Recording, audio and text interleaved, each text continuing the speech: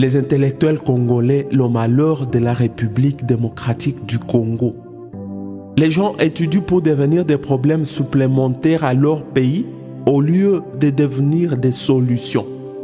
Le plus grand inconscient du monde, le sans vision pour son pays, la personne qui a du mal à réfléchir quand son ventre est plein, qui pense que tout va bien dans son pays quand ses besoins personnels sont satisfaits, c'est l'intellectuel congolais. L'intellectuel congolais ne pense pas à la création des usines, des grandes entreprises. Il pense plutôt à créer un parti politique quand il a déjà de l'argent, pas pour créer des emplois, mais pour appauvrir davantage et diviser les pauvres citoyens.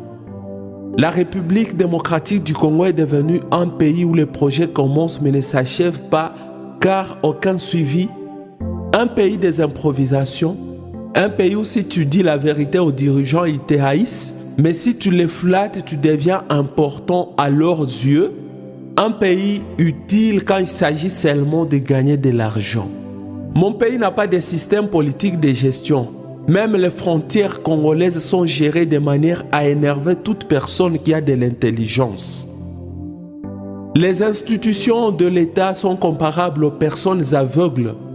Les aveugles savent qu'ils ont besoin d'argent, mais ne savent pas de combien ils ont besoin, ni quoi en faire.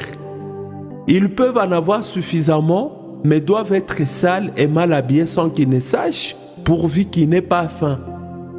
Croyez-moi, c'est le gardien de l'aveugle qui bénéficie des avantages de l'aveugle plus que l'aveugle lui-même. La RDC est devenue comparable à une personne débile. Une personne débile fait rire tout le monde, mais jamais son propriétaire. Dans mon pays, même les universités où l'on est censé avoir des personnalités avec tous les titres et qualités possibles sont gérées comme des buvettes. Au XXIe siècle, les universités n'ont même pas un système national de gestion pour échanger des informations, vous imaginez. C'est pourquoi les étudiants changent des universités comme des habits après avoir commis des bêtises. C'est pourquoi vous ne pouvez pas certifier un relevé des cotes d'une université congolaise. Même avec le système LMD, vous n'aurez résolu aucun problème tant que le mode de fonctionnement n'aura pas changé. À cause des intellectuels, la République démocratique du Congo est devenue le pays qui ne vous encourage pas à étudier, mais après avoir étudié difficilement et dans des conditions inhumaines, car c'est le cas dans mon pays, on vous exige une expérience professionnelle de 10 ans ou plus avant d'occuper une fonction, sachant que vous n'en avez pas. Une façon de condamner la jeunesse à ne pas s'épanouir. Et pourtant, l'expérience professionnelle d'un intellectuel congolais est comparable à un homme qui, à force de boire de l'eau pendant plusieurs années, il part se plonger dans un lac pour nager. Nous savons tous que c'est la noyade qui doit suivre.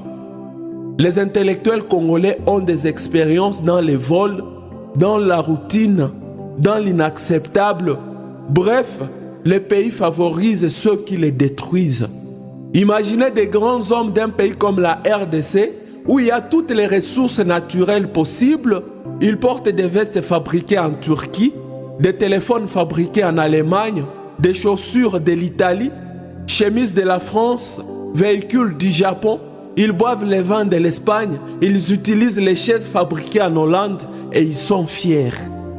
Mon pays est un champ de la veuve où les vaches des voisins, les chèvres, les moutons et même les poules mangent des arbres sans crainte. C'est dans les champs de la veuve où tous les voisins orientent leurs caniveaux. À la veuve, on ne fait que s'excuser après l'avoir provoquée, surtout quand elle a des enfants irresponsables et qui ne sont pas unis. Mon pays a eu le malheur d'avoir des intellectuels qui ne s'identifient pas en fonction de leur pays, mais plutôt en fonction des hommes politiques. Celui qui passe son temps en train de se saouler et ne sait pas investir, c'est un professeur congolais en économie. Celui qui passe nuit dans une maison où l'électricité ne vient que 4 jours par semaine, c'est un professeur congolais en électricité. La RDC est le seul pays au monde où tu verras un entrepreneur créer une entreprise et même des emplois, mais l'État l'aide à tomber en faillite. L'intellectuel congolais n'est pas loyal. Il est comme un chien. Si tu lui donnes un os, il sacrifie celui qui l'a élevé. Les intellectuels congolais, dites-moi, comment vous sentez-vous quand vous affichez des programmes, des jours, des audiences, mais vous ne venez même pas au travail ces jours-là, et si vous venez, vous dites que vous n'allez pas recevoir. Comment vous vous sentez quand vous invitez des gens à venir vous saluer au travail afin qu'ils découvrent que pour vous voir, on complète une audience, même quand vous n'avez rien à parler par rapport à votre travail? Comment vous sentez-vous quand vous voyez des banques qui fonctionnent en République démocratique du Congo? Des banques où quand vous y allez, c'est pour y passer toute votre journée. Des banques où l'on ne reçoit pas des gens en fonction de l'ordre d'arrivée, mais plutôt en fonction des connaissances, d'influence ou des dons d'argent. Les intellectuels congolais pensent que bien parler la langue française est synonyme de la compétence et suffit pour occuper un poste. Conséquence, les Congolais connaissent tout et il ne sait rien. L'intellectuel congolais est têtu, insensible, orgueilleux, sadique, problématique et incompréhensif. L'intellectuel congolais ne supporte pas qu'on joue avec sa femme ou ses filles, mais c'est lui qui s'amuse bien avec les femmes et filles d'autrui. Les écoles les plus étonnantes, les plus destructrices, se trouvent en République démocratique du Congo. Tout ça à cause de vous, les intellectuels. Le pays qui aspire au développement dans ce monde, mais ne pense pas à la construction des routes, qui est le point de départ pour tout développement, c'est mon pays.